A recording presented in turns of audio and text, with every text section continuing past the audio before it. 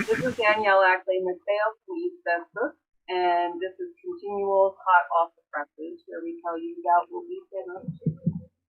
So for today, we have Mackie. Keith you say it. Keith R.A. DeCandido. There you go. Robert E. Waters. Hello. And James Chambers. Hello. So we have a number of books that have come out over the last year, and since we're not going to get to show them off in person, we're going to do that now. So since we have Megan right up there front and center, she is one of our new authors, and we actually have 3 titles that have come out. All of them are a very interesting melding of magic and cyberpunk.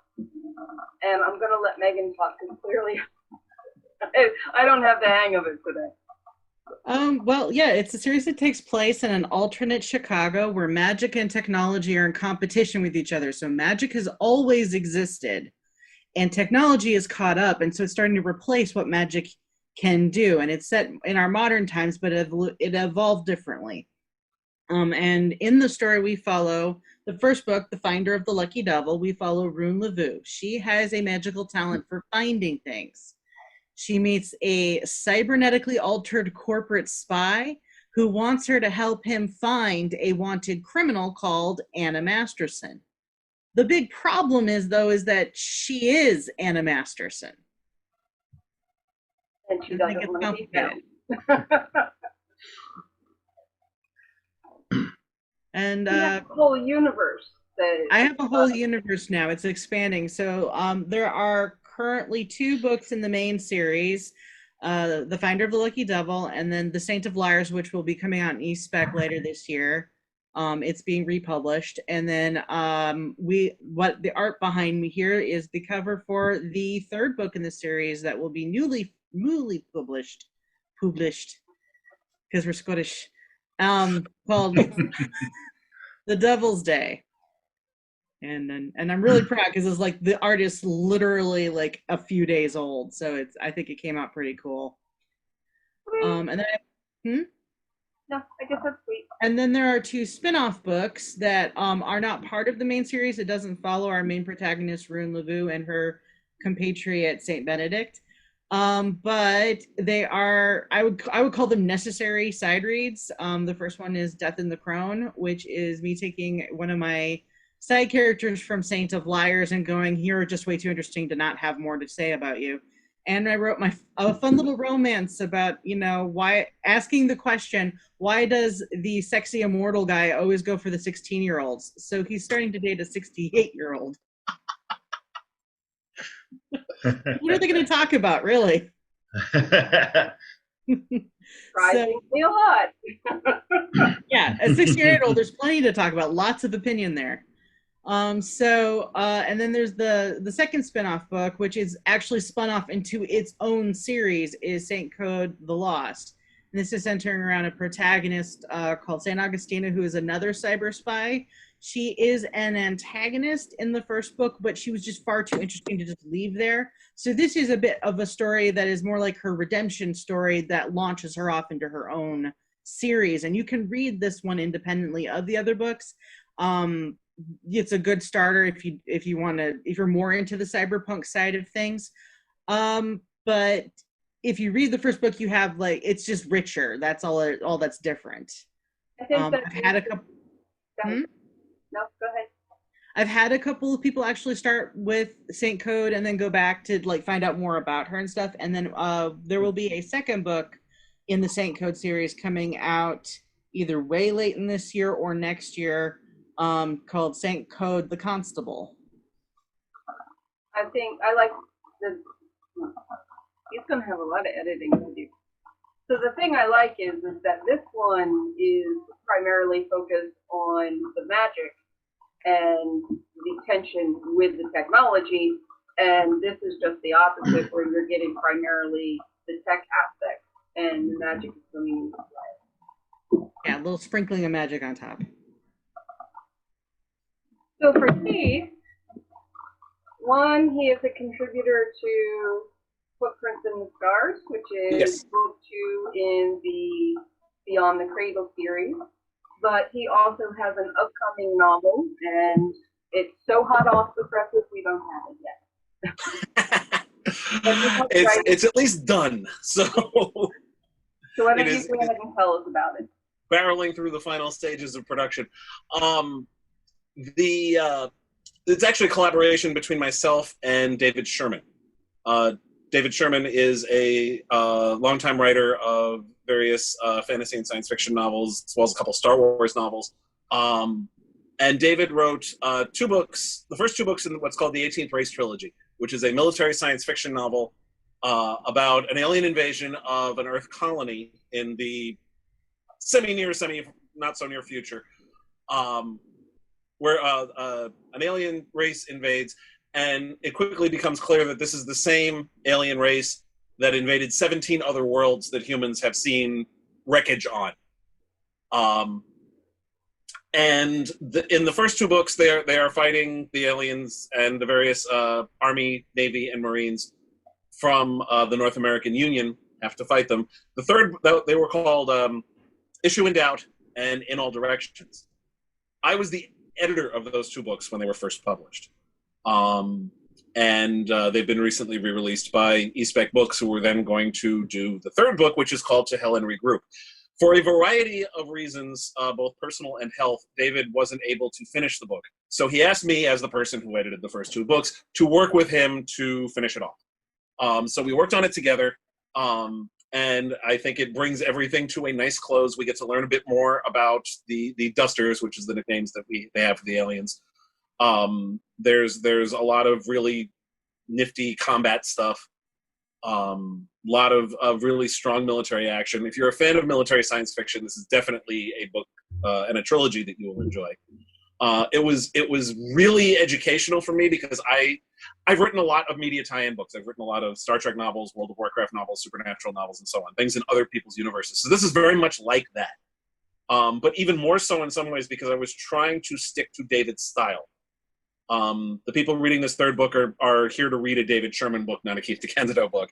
And while there's some Keith DeCandido stuff in there, I freely admit that, there's a little bit of Keith DeCandido peanut butter in with the David Sherman chocolate. But I think that David's... I'm sorry? I certainly hear the nuts.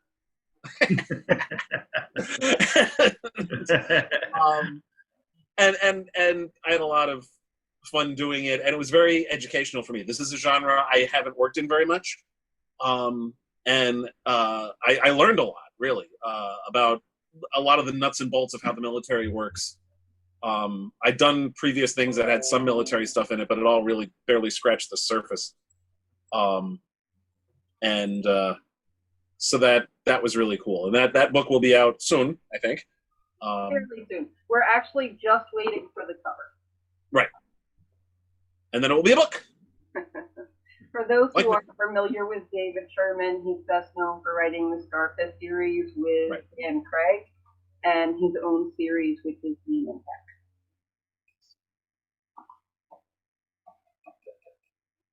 So, Robert, do you happen to have a copy of Devil Dances? I do. Awesome. Just So happen to have one right next to me. You hold that up, and I'll hold this up. All right, there you go. These are the Mine's 2 books backwards. that Robert has one written and one contributed to. In Harm's Way is book 8 in the Defending the Future anthology series, which is an award-winning series that we have continued from other publishers. It's been our property, but we just started publishing it once E Spec was created. And Robert's series, his collection, Devil Dancers. Yep. Okay. So basically, let's go back to the beginning. Back in the mid-1990s, I started thinking about putting using Native American culture and trying to put it into a science fiction setting. I've always been very, very interested in Native American cultures, and I thought this would be a really great opportunity. But I was young, I was new, I hadn't written a lot, I had ideas, but they just weren't gelling. So I set it aside after I'd done some research on the Apaches in particular. I set it aside. 10 years later, I met Dani and Mike, and it all fell together. They invited me to submit a story to their third anthology in the Defending the Future series. And my first story in the Devil Dancers series, Devil Dancers, the title, came to be. From there, I have written 7. The collection includes 7 stories. It takes a squadron of Native Americans, in this particular case Apaches, and it puts them against that. I said mostly. Mostly, and it puts them against an alien race known as the Gulo. They're sort of a Wolverine-like race that has invaded human space.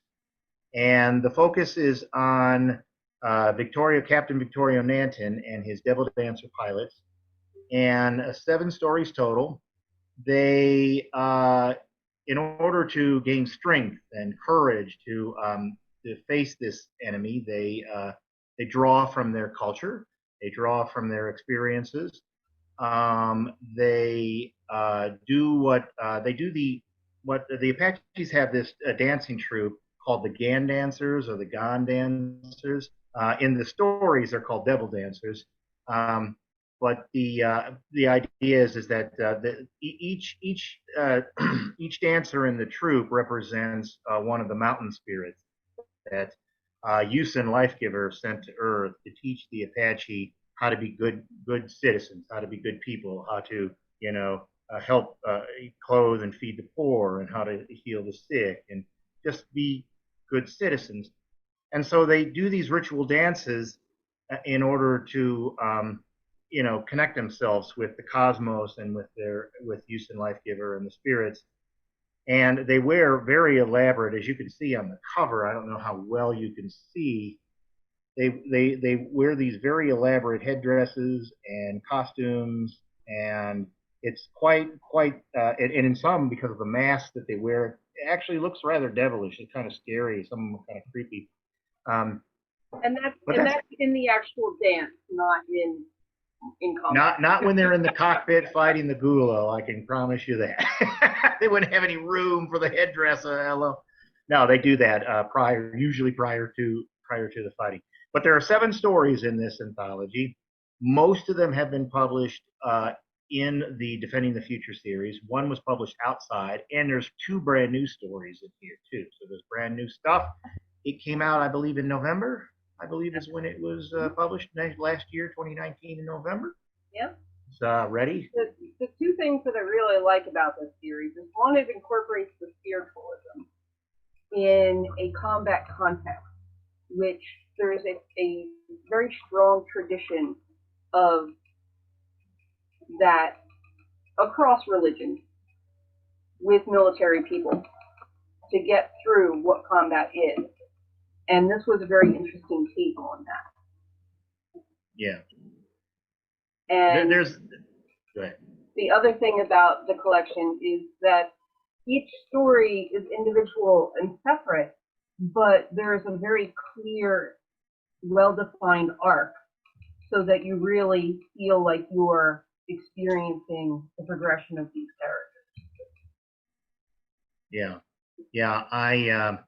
The relationship between Captain Victorio Nanton and his second in command, lady by the name of Bluebird, is a focal point in many of the stories, and they draw strength from each other in many ways too. So, as much as I could possibly do in a military science fiction setting, there is a love story that kind of brings itself through many of the stories, and in the one that the anthology that Dani showed, that one has my last Devil Dancer stories, Medicine Man, my latest one, and it's also included in the anthology as well. And so it's a story. It's like Dani says, they're loosely connected, but it's a story arc that goes from the very beginning to the very end of this one particular arc. Where I take it after this, I haven't quite decided yet, but we'll see. Very cool. And Mr. James Chambers, hiding down there at the bottom. Among all those zombies. Hello. Yes, I'm blending in. Yes, I see you brought your red shirt. Yes. Yeah, well, I figured all these. That means he's zombies- gonna die. But yeah. Yeah. Is there an extra eye hiding Why do you ask? James Chambers is one of the only authors that could convince me to actually publish horror. And right now, these are the 3 books in the Corpse Fauna series. And these are all reprints. But we are gearing up to complete this series with a brand new book, which will be somewhere around October. So the first one is The Dead Bear Witness. Second one is Tears of Blood. And the third one is The Dead in the Masses.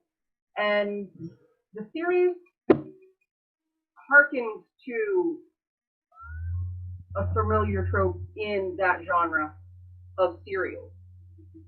And unfortunately, not everybody gets that. So all of these stories are interwoven, and together they make a complete arc.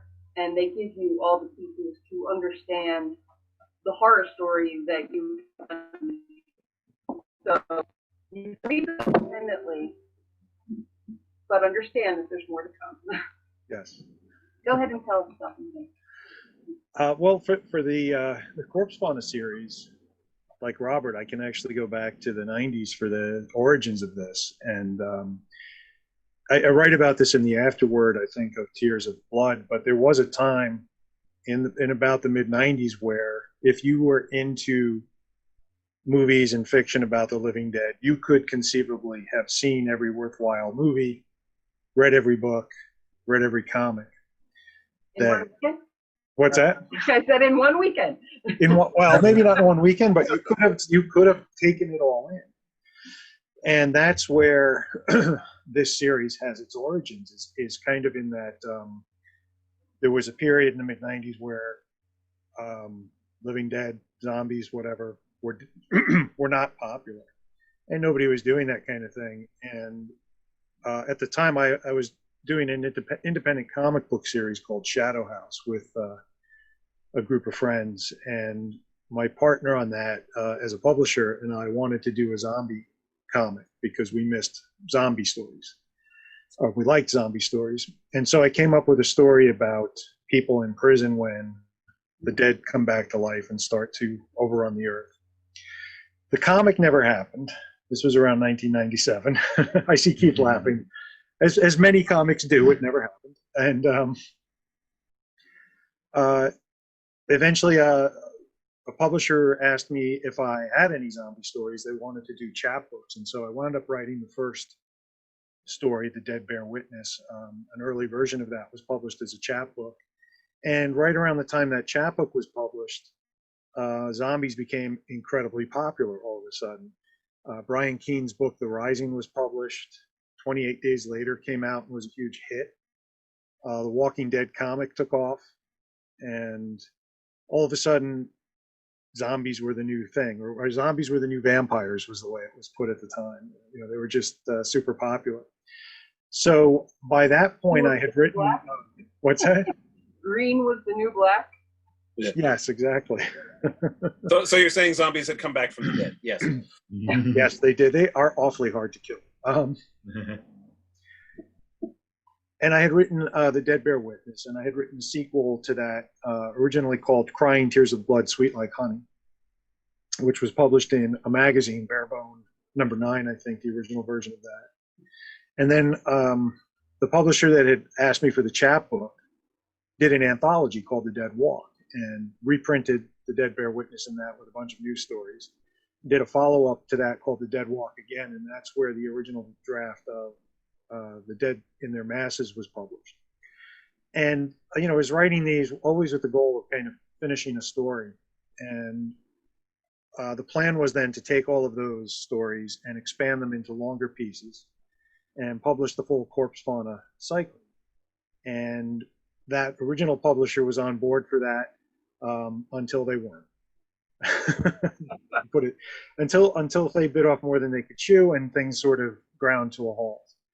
So I moved on, and I assumed they were going to lie fallow for a while. And a few years later, another publisher was interested, and we went ahead and published The Dead Bear Witness in a new edition. And I wrote a new short story to include with that as a bonus short story.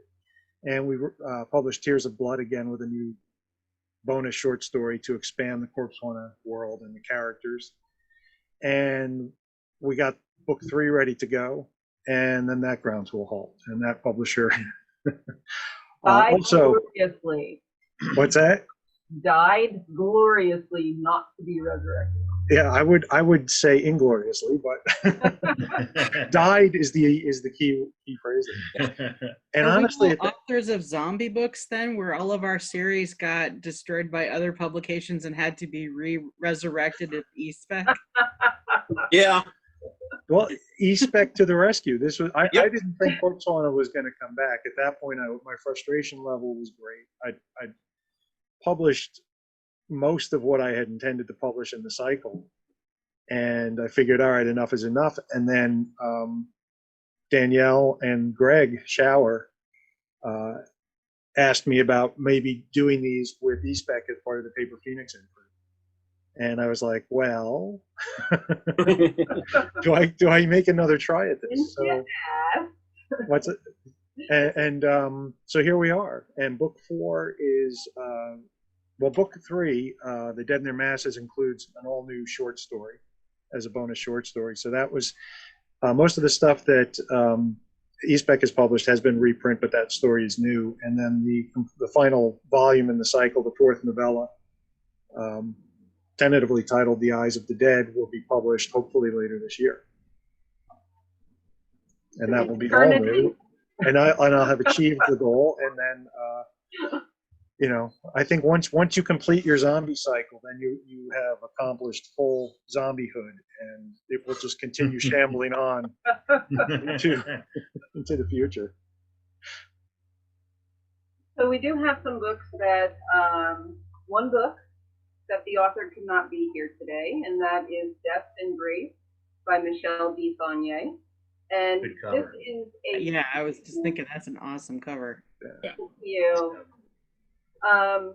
This is a prequel novella to her debut novel, which is The Clockwork Witch, which came out 2 years ago. And she is working on the sequel, but in the meantime, just found a home with that.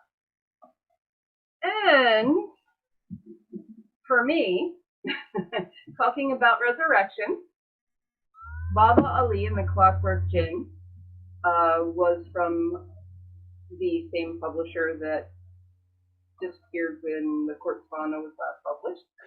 And this is a steampunk retelling of Ali Baba and the 40 Thieves. And for the nonfiction, can't see that very well. I had a column series called The Literary Handyman, and have a writer's guide under that series. So this is more on the publishing side, and it's a build a book workshop. I do book design 101 workshops at various conventions, and this is an expansion of those workshops. Just trying to give the indie author and the indie publisher an idea of what goes into professional book design, so that you're not starting at a disadvantage when you decide to go it on your own, because it's the little details that we don't always realize or don't know how to compensate for that make us stand out in a bad way in the publishing market. With Baba Ali and the Clockwork Jinn, I am the queen of ideas. Someone brought me an idea for steampunk fairy tales, and she wasn't even done suggesting it when the title Gaslight and Grim came out my mouth, and it was a done deal.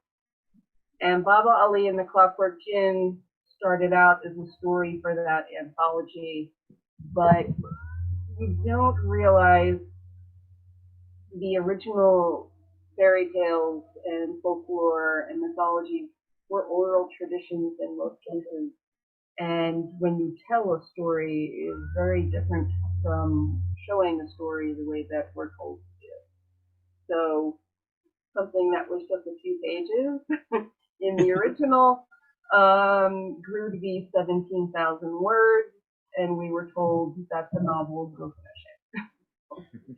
And we're very glad. We're very glad. It's co-written with Day Al-Muhammad.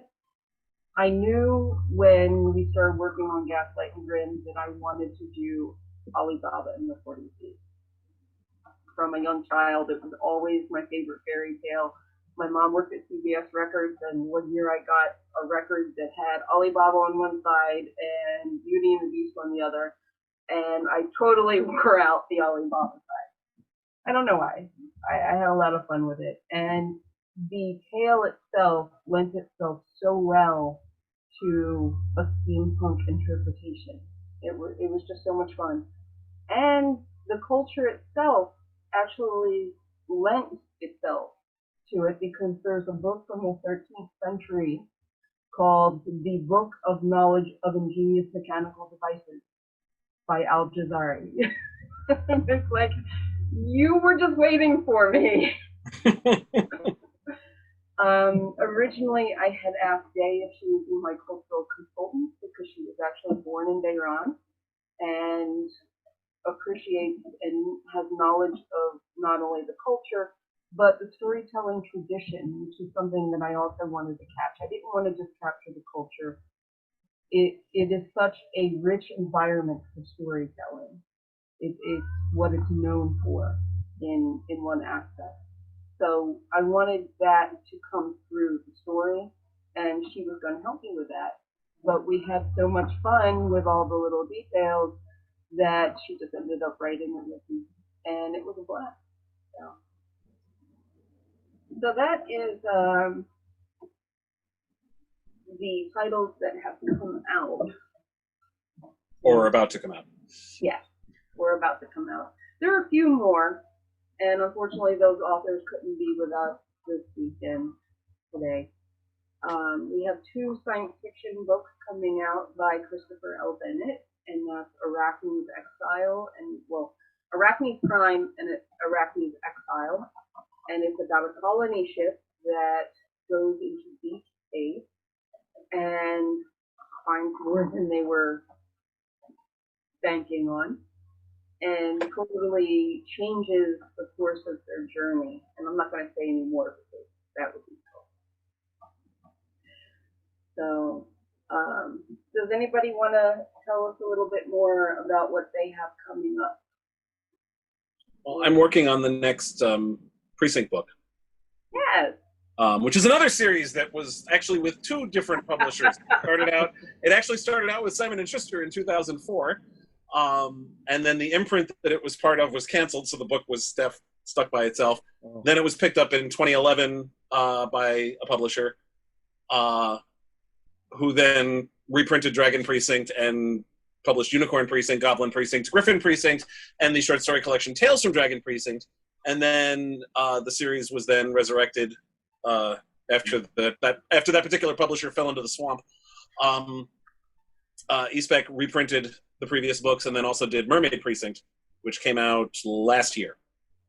And then I'm right now working on the next book, which is called Phoenix Precinct. The Precinct books are a fantasy police procedural, kind of Law and Order meets Lord of the Rings. One reviewer called it Dungeons and Dragnet.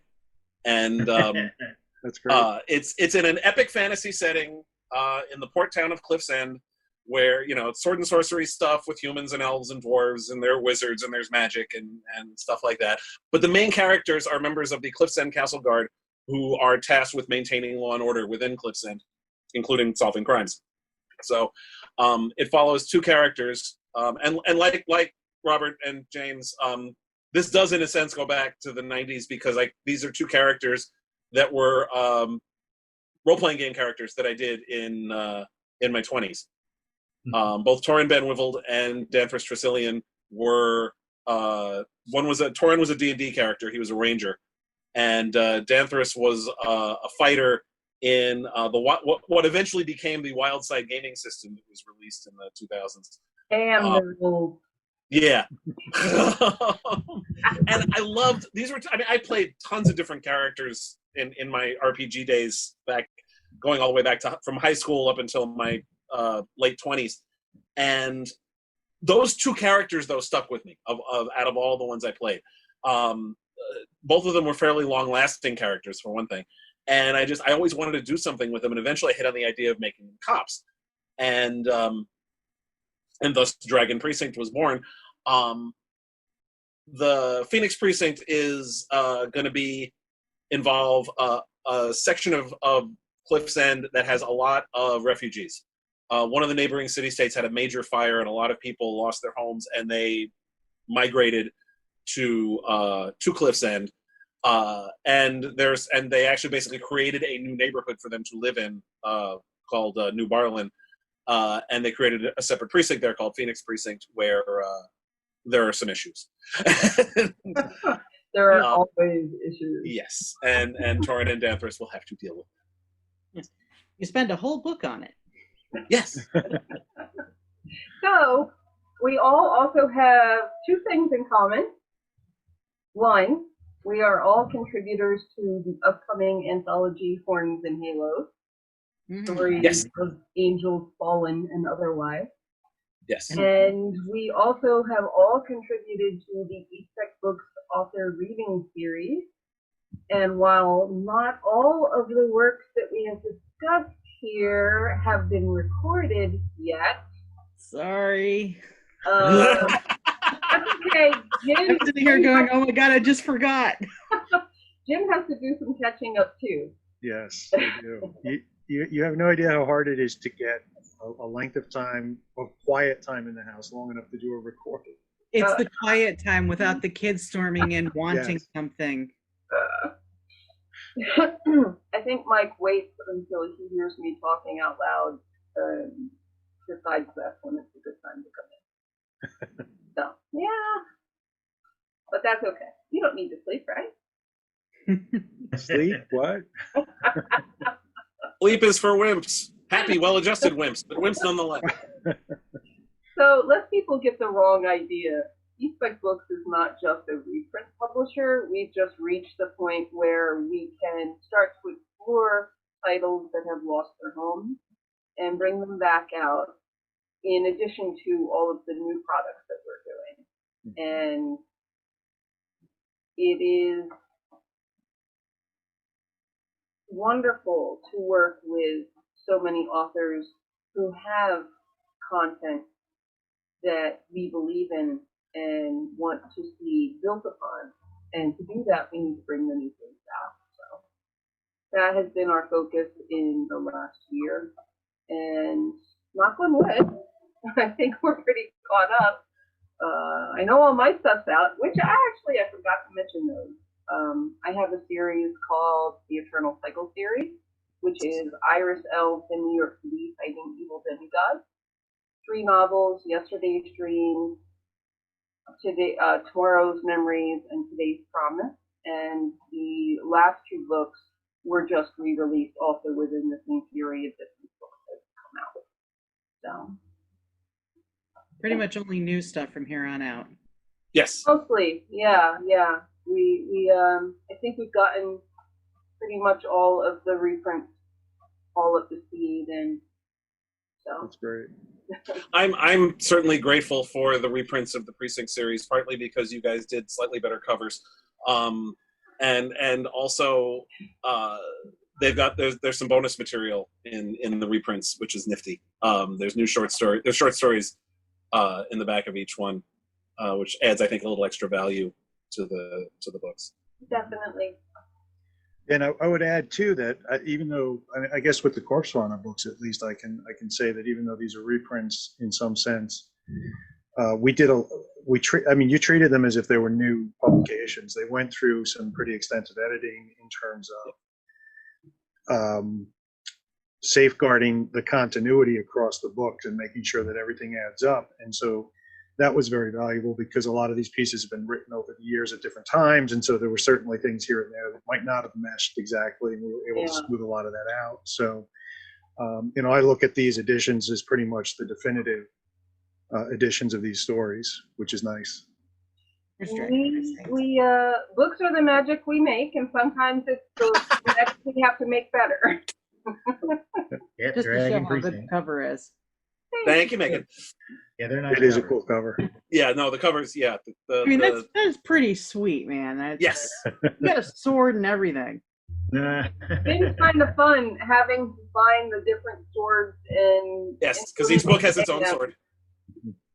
Except for Tales from Dragon Precinct, which has a feather quill,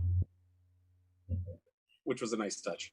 I do not have that cover. But my favorite one, which we cannot publish, Yes, Muppet Precinct. Yes. it had a rubber chicken. What? I said it had a rubber chicken. It did. It had a rubber chicken. The symbol was animal.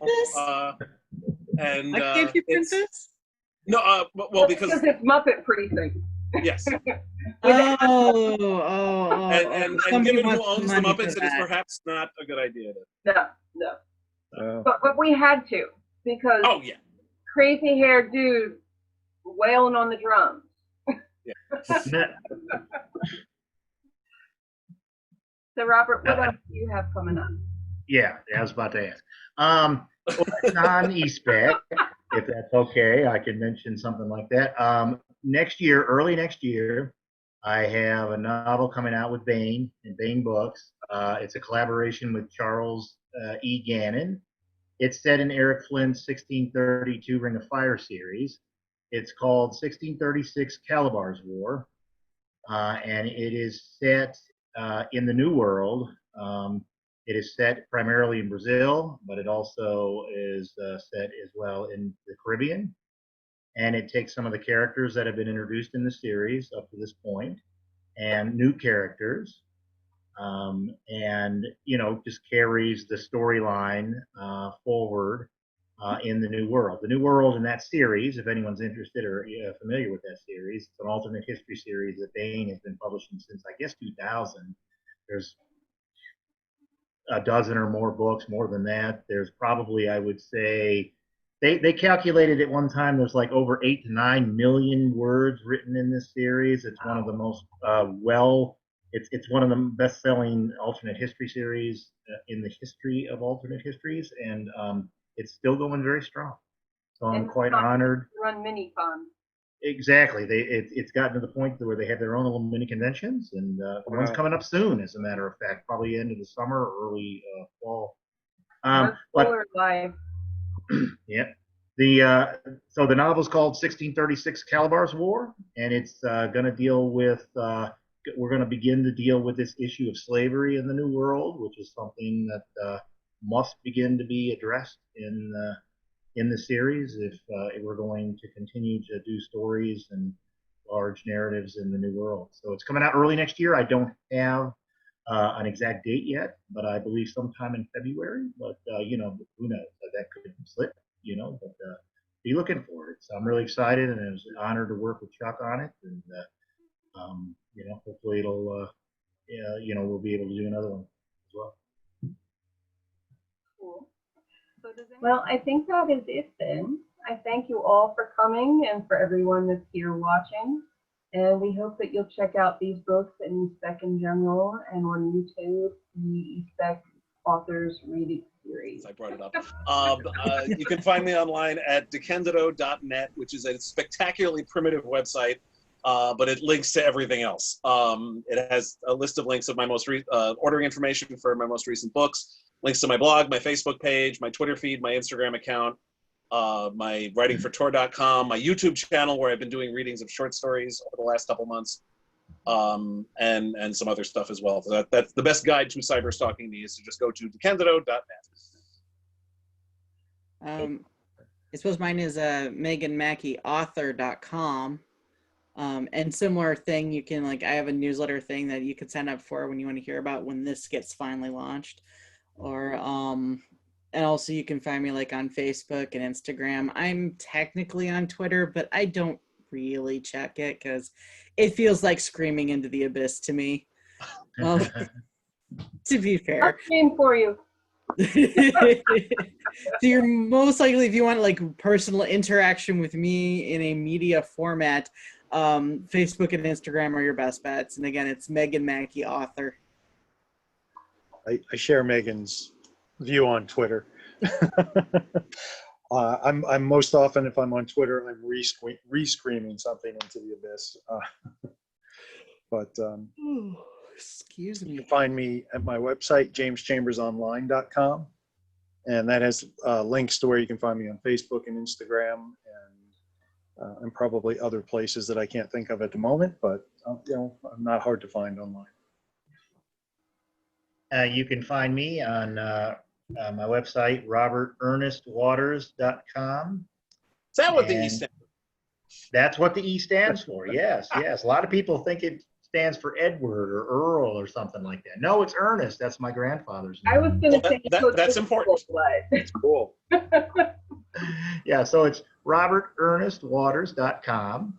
And I'm also on Facebook. And that's the only social media I do. So there you have it. You can find everybody on especbooks.com, and you can find all of the books on especbooks.square.site. And that is both for orders and pre-orders for those books that aren't quite out And Danielle, where can they find you personally? yet. I'm everywhere. How could you miss me? I am Danielle Ackley-McPhail. You will never find another. You shouldn't need to. Facebook, Twitter, Instagram, Goodreads. I won't say I'm on all of them, but I try to hit the most popular.